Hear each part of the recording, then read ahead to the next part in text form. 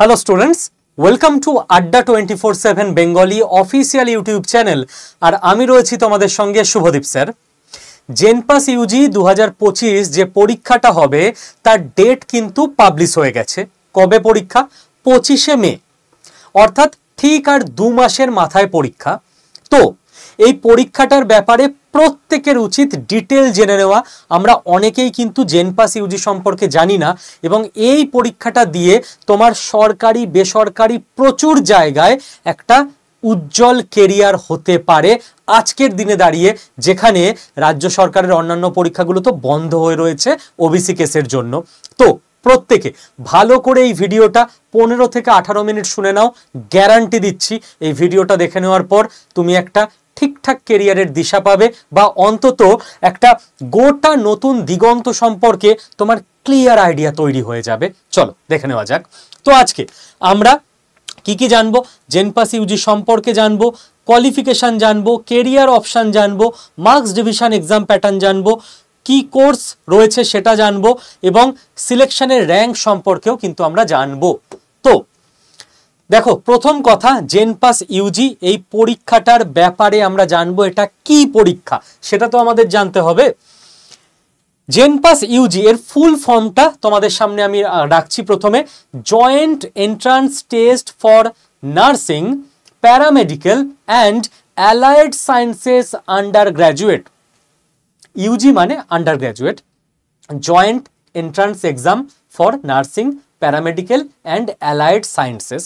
মানে তুমি এই পরীক্ষাটা দিয়ে নার্স হতে পারবে, প্যারামেডিক্যালের ট্রেনিং নিতে পারবে এবং আরও এইরকম বিভিন্ন কোর্সে জয়েন করতে পারবে।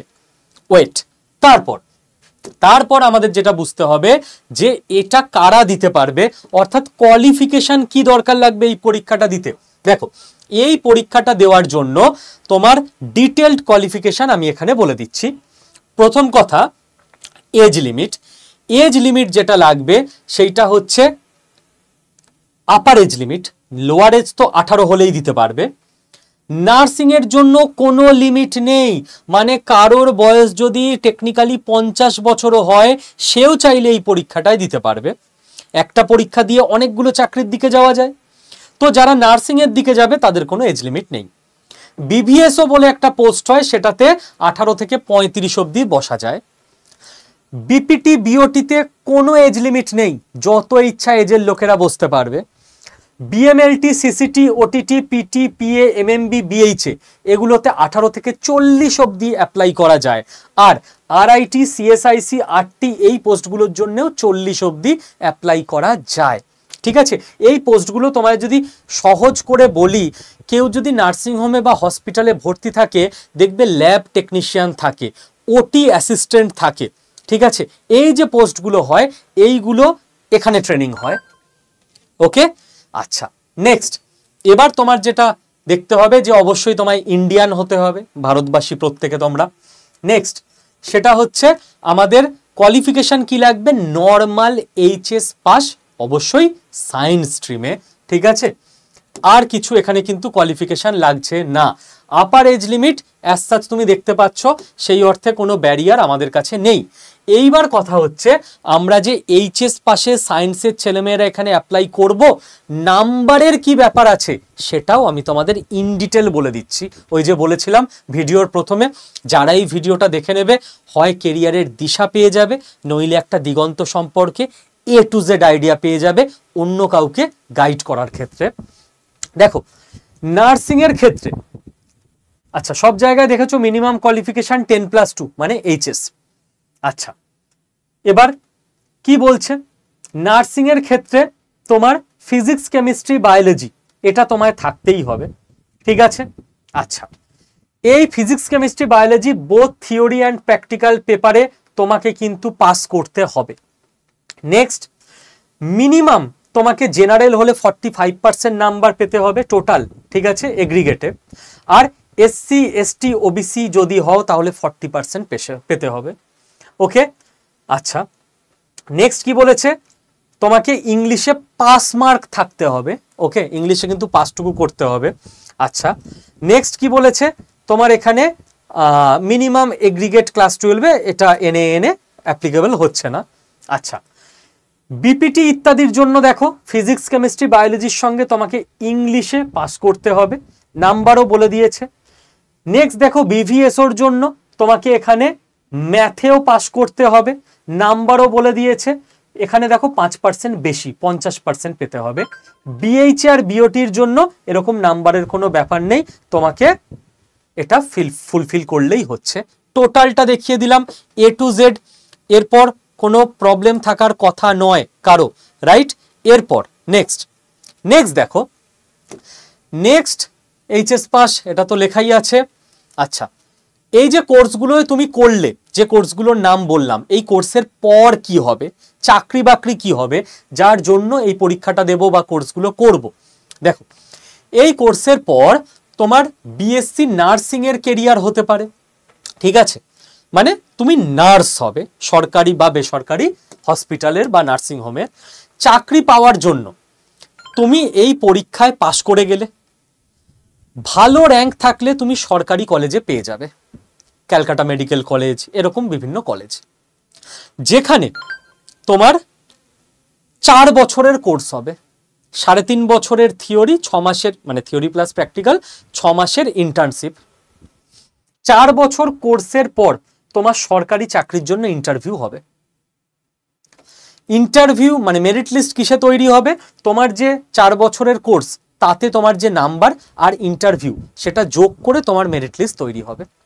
এবং এইচএস এর পর তোমার যদি সায়েন্স থেকে থাকে, তুমি নর্মাল গ্র্যাজুয়েশন করতে গিয়ে যা লাভ পাবে তার থেকে তুমি এখানে গ্র্যাজুয়েশন করে নাও, তোমার গ্র্যাজুয়েট ডিগ্রি হয়ে যাচ্ছে, উল্টে এতটা স্কোপ খোলা থাকছে তোমার সামনে, ঠিক আছে।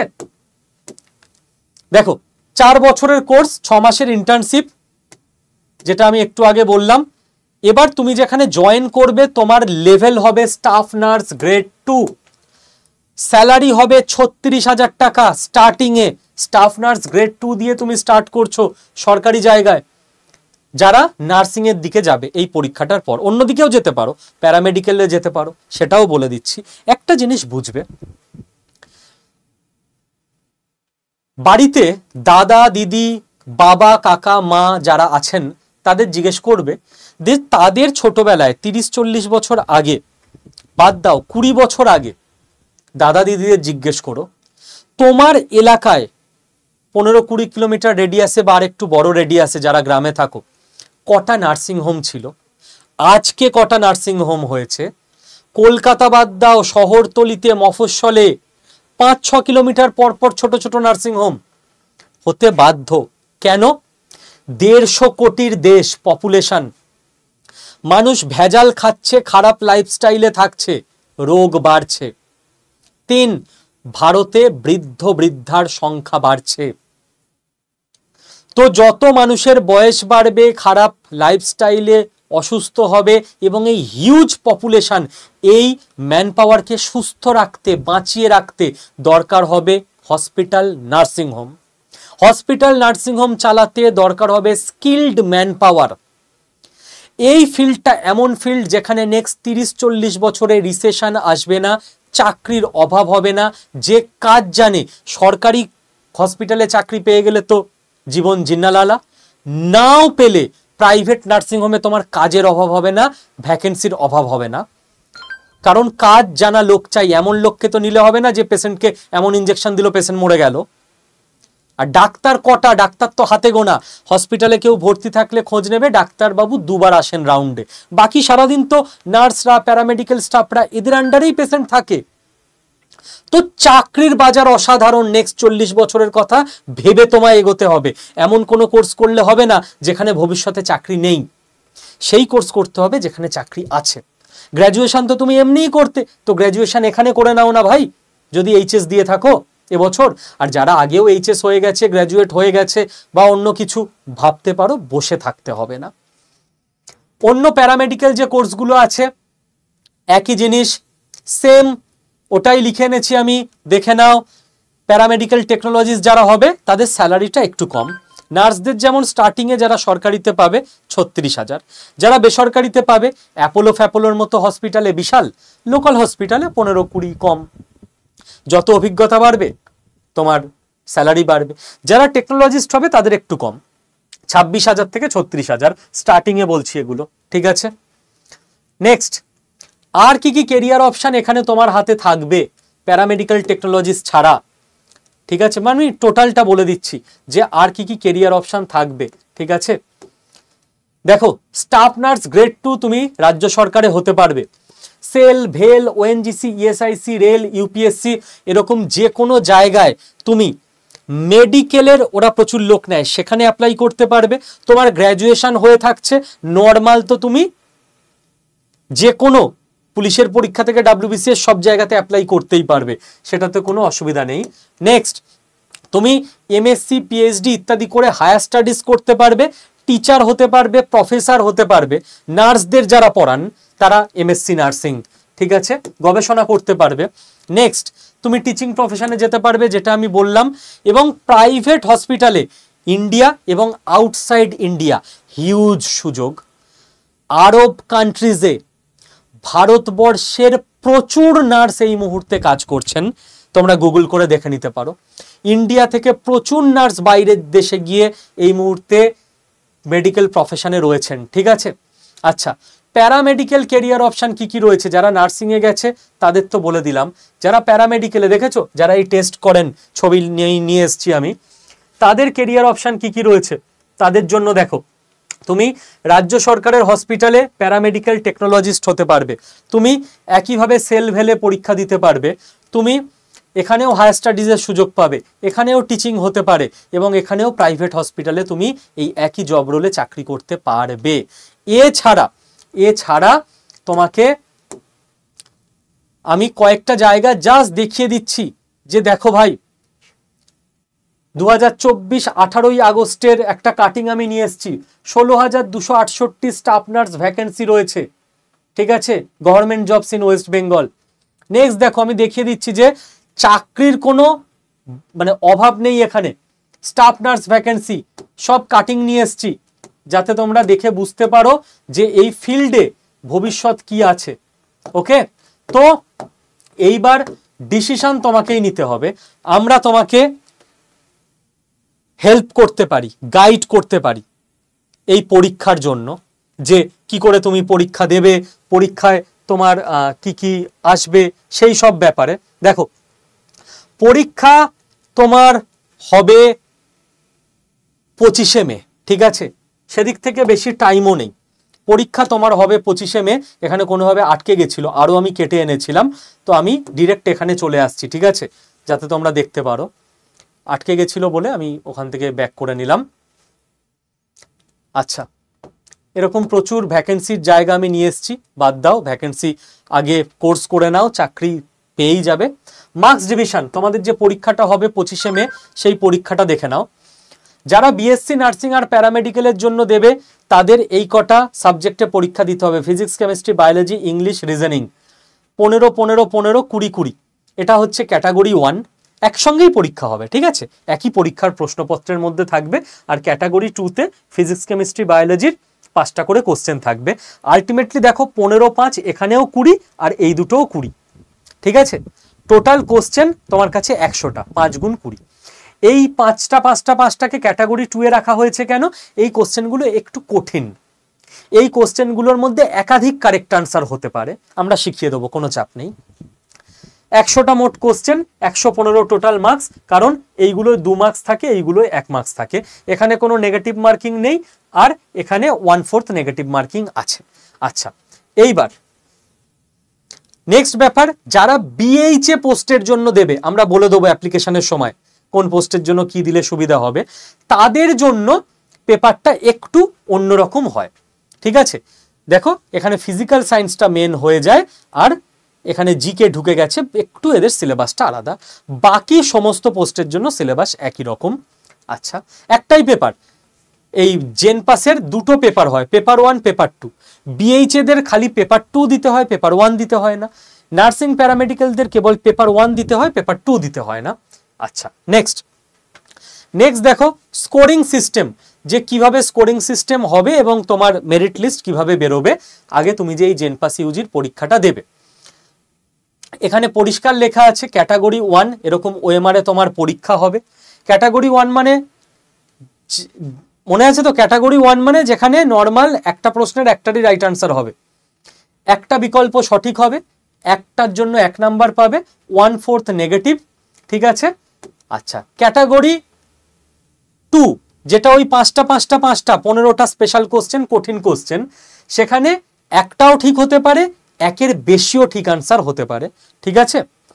তো এখানে এরকম দুটো কারেক্ট আনসার হয়ে যেতে পারে। আচ্ছা, 2 নাম্বার পাবে সঠিক উত্তর। আর এখানে বাকি পুরোটা লেখা আছে ইন ডিটেল, আমি আর ডিটেল ডিসকাশনে যাচ্ছি না, ভিডিওটা অযথা বড় হবে। আচ্ছা, কি কি কোর্স তুমি করতে পারবে এই পরীক্ষাটা দিলে? এই পরীক্ষাটা দিলে তুমি দেখো বিএসসি নার্সিং কোর্স করতে পারবে, বিপিটি ফিজিওথেরাপির কোর্স করতে পারবে, বিএমএলটি মেডিকেল ল্যাবরেটরি টেকনোলজির কোর্স করতে পারবে, বিএসসি সিসিটি ক্রিটিক্যাল কেয়ার টেকনোলজির কোর্স করতে পারবে, ফিজিওথেরাপি, বুঝতে পেরেছো? তোমার ডিগ্রি হয়ে গেল, তোমার কাজের অভাব হবে? নার্সিংহোমে টাকা নেবে, ডায়াগনস্টিক সেন্টারে টাকা নেবে, হসপিটালে টাকা নেবে, চাইলে প্রাইভেটেও করাবে, স্কিল হয়ে গেলেও টাকা পয়সার আর অভাব হবে না, ঠিক আছে। নেক্সট তুমি কোন কোন কোর্সে ভর্তি হতে পারবে? এই পরীক্ষাটা ক্লিয়ার করে ফেললে তুমি রাজ্য সরকারের বিভিন্ন মেডিকেল কলেজে এই সমস্ত কোর্সে ভর্তি হতে পারবে। যদি তোমার রেজাল্ট খারাপ হয় তাহলে প্রাইভেট কলেজে ভর্তি হতে পারবে। প্রাইভেট কলেজে ভর্তি হতে টাকা লাগে, রেজাল্ট কেন খারাপ হবে? আমরা যেভাবে পড়াবো সেইভাবে পড়াশোনা করতে থাকো, রেজাল্ট ভালো হবে। সরকারি কলেজে তুমি ভর্তি হবে, কোন কোর্সে ভর্তি হবে সেটা তুমি চুজ করে নেবে, ঠিক আছে। র্যাঙ্কটা ভালো করতে হবে জেন পাস পরীক্ষায়। বিএসসি ওটিটি বললাম না, operation theatre technology, BVSO vision science and optometry, যারা চোখের ডাক্তার নয়, ডাক্তারের অ্যাসিস্ট্যান্ট, চোখের টেস্ট করে, দেখতে পাচ্ছেন ওপরের লাইনে কি লেখা আছে পড়ুন, ওদের লাইসেন্স লাগে, যে কেউ পারবে না। RIT radiology imaging technique, MRI করে, স্ক্যান করে, যে কেউ করতে পারবে না, ঠিক আছে। Perfusion technology, physician assistant, medical microbiology, hospital administration, occupational therapy, central sterilization and infection control, respiratory therapy, তুমি এরকম যে কোনো কোর্সে ভর্তি হতে পারো। সব কোর্সেরই ওই মোটামুটি 4 বছর, কিছু কোর্সে 3 বছর হয়, তারপর তোমার চাকরি পাওয়া, ঠিক আছে। 25শে মে পরীক্ষা দিচ্ছ, রেজাল্ট ভালো করছো, পছন্দের কোর্সে ভর্তি হচ্ছ, পুরো আমরা থরো গাইড করে দেবো। তারপর 3 বছর সেখানে শিখছো, তারপর তুমি চাকরি পাচ্ছ, তারপর তোমার লাইফ সেটেল। আচ্ছা, র্যাঙ্ক ফর সিলেকশন, কিভাবে র্যাঙ্ক হয় সেটাও একটু বুঝে নাও। বলেছিলাম এই ভিডিওটা যারা পুরোটা দেখবে তারা একটা ক্লিয়ার আইডিয়া পেয়ে যাবে, কোথাও কোনো কনফিউশন থাকবে না। বিএসসি নার্সিং এর টোটাল গভর্নমেন্ট কলেজ আছে 24টা, টোটাল গভর্নমেন্ট সিট আছে 1720টা। 1720-র মধ্যে তোমায় র্যাঙ্ক করতে হবে যদি বিএসসি নার্সিং তুমি গভর্নমেন্ট কলেজ থেকে করতে চাও, ঠিক আছে। আচ্ছা, নেক্সট এখানে টোটাল দিয়ে দেওয়া হয়েছে, ওকে। প্যারামেডিক্যাল র্যাঙ্কিং এর ব্যাপারেও পুরো গভর্নমেন্ট প্যারামেডিক্যাল সিট আছে 211টা, প্রাইভেটে সিট আছে 1107টা, বিএইচ এর গভর্নমেন্ট সিট আছে 50টা, ওকে। টোটালটা এখানে দিয়ে দেওয়া হয়েছে। এইবার তুমি যদি মনে করো যে না এটা একটা ভালো কেরিয়ার, আজকের দুনিয়ায় যেখানে ওবিসি কেসের জন্য সব পেন্ডিং, সেই সময় ভাই আমি গতানুগতিকতার বাইরে বেরিয়ে মেডিকেল লাইনে ঢুকে যাব, আমার লাইফ সেট, হয় গভর্নমেন্টে পাবো নয় প্রাইভেটে পাবো, কিছু তো করে নেব। তারা আমাদের যে জেন পাস স্মার্ট ব্যাচ 2025-এর, এটা স্টার্ট ডেটটা 24শে মার্চ হবে না, এর স্টার্ট ডেট আমাদের হচ্ছে 1 এপ্রিল। এই ব্যাচে এনরোল করে নিতে পারো নিজেকে। জানো ক টাকা লাগবে তোমার কেরিয়ার সেট করতে? মাত্র 1205 টাকা, যেটা তোমার পুজোর শপিং এর থেকে কম খরচ। 2 মাসে তো এখন A to Z পুরো পড়ার টাইম নেই। আমরা স্মার্ট ব্যাচ এনেছি এই জন্য। স্মার্ট ব্যাচে কি হবে, পরীক্ষায় যেটুকু দরকার সেটুকু পড়ানো হবে, কারণ এর কাট অফ খুব কম ওঠে। 115টা টোটাল কোশ্চেন, তুমি যদি 48-এর ওপর পেয়ে যাও না, তুমি সরকারি কলেজ পেয়ে যাবে। আমরা যেভাবে তোমাদের পড়াবো তুমি আরামসে 70 পেয়ে যাবে। আমাদের টার্গেটই নয় এই ব্যাচ থেকে 115 পাওয়া, আমাদের এই ব্যাচ থেকে টার্গেট গভর্নমেন্ট কলেজ পাওয়া। 60, 65, 70 তুলে নেওয়া, বড় বড় কথা বলবো না, 115 পাইয়ে দেব, 60, 65, 70 পাইয়ে দেওয়া, 48-এর ওপর পেলে গভর্নমেন্ট কলেজ পেয়ে যায় মানুষ, গভর্নমেন্ট কলেজ পাইয়ে দেওয়া, ব্যাস। যেটা 2 মাসে সম্ভব। 2 মাসে 115 পাওয়া সম্ভব নয়, সব পড়া সম্ভব নয়, পড়াবোও না আমরা। স্মার্ট ব্যাচ করাবো, যেখান থেকে পরীক্ষায় কোশ্চেন আসছে সাজেস্টিভ কেবল ওই জায়গাগুলো পড়িয়ে দেওয়া। পুরো বাংলায় পড়ানো হবে, ঋতিকা ম্যাম কেমিস্ট্রি পড়াবেন, আমি রিজনিং করাবো, সুভাষিস স্যার বায়োলজি করাবেন, জয় স্যার ফিজিক্স করাবেন, আর লুইস স্যার ইংলিশ করাবেন। ঠিক আছে? আচ্ছা, অ্যাডমিশনের জন্য এই নাম্বারে তোমরা ফোন করে নিতে পারো, আমি টোটালটা বুঝিয়েও দিচ্ছি কিভাবে অ্যাডমিশন নেবে। যদি সিরিয়াস হও আজকে অ্যাডমিশন নিয়ে নাও, কারণ 1 এপ্রিল থেকে ক্লাস শুরু। কি করে অ্যাডমিশন নেবে ডিটেল দেখে নাও, A to Z বলে দিচ্ছি আমি। ফার্স্ট তোমাকে যেটা করতে হবে, বাড়িতে বসে ক্লাস করতে পারবে অনলাইনে, কোথাও যাতায়াত করারও দরকার নেই বাবা। আড্ডা 24/7 অ্যাপ, এটা গুগল প্লে স্টোর থেকে নিজের ফোনে ইনস্টল করে নাও। হলো? ইনস্টল করার সময় তোমাকে ওরা জিজ্ঞেস করবে কোন এক্সামের প্রিপারেশন করছো, তুমি অন্য কিছু সিলেক্ট করবে না, সিলেক্ট করবে স্টেট এক্সাম। তারপর ওরা বলবে কোন স্টেট, তুমি সিলেক্ট করবে ওয়েস্ট বেঙ্গল। ঠিক আছে? কারণ এটা তো ওয়েস্ট বেঙ্গল জয়েন্ট এন্ট্রান্স বোর্ডের পরীক্ষা। এই অবধি হয়ে গেল। ডান দিকে নিচে দেখবে স্টোর বলে একটা অপশন আছে, ওখানে ক্লিক করবে। পুরো এই স্ক্রিনশটটা তুলে নাও, যেভাবে আমি ছক করে দিয়েছি, কারো বুঝতে আর কোনো অসুবিধা হবে না। ক্লিক করে তুমি দেখবে লাইভ ক্লাস বলে একটা অপশন মাঝখানে দেখতে পাচ্ছ, ওটায় ক্লিক করবে। দেখবে আমাদের পরপর সমস্ত ব্যাচ তুমি দেখতে পাচ্ছ। একটু স্ক্রল করে ওপরে উঠবে, একটা ব্যাচ দেখতে পাবে জেনপাস ইউজি স্মার্ট ব্যাচ, ওখানে ক্লিক করবে। দেখবে তোমার 1299 টাকা মতো ফিস দেখাচ্ছে, তাও লাগবে না। ফিজের পাশে মোর অফার্সে ক্লিক করবে, দেখবে একটা বক্স পেয়েছো, লেখা আছে enter coupon code, coupon code নিয়ে নাও।